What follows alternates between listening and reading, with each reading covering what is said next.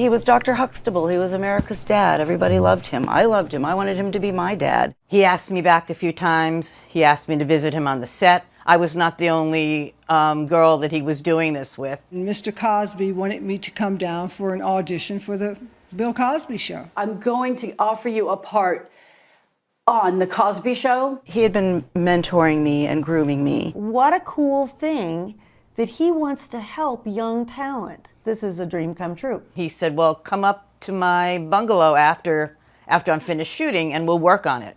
So he asked me, he says, before we go out to dinner, would you like a cocktail? Had 1 glass of wine with dinner. He made me a drink. He said, oh, I've got something for that, and he gave me a pill. It was red wine, it was a pill. He opened up a briefcase that was on his front seat, and it was filled with different assorted pills. This men's shaving kit opened up with lots of pills. Why don't you take a couple of these to help you relax? I took one sip and I felt something very strange going on in my head.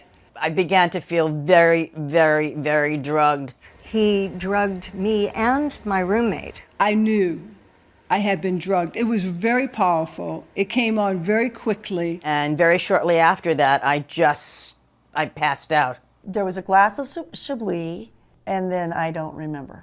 The last thing I remember, I had blacked out, and Cosby mounting me. She passed out, and I pulled him off of her. The room started to spin.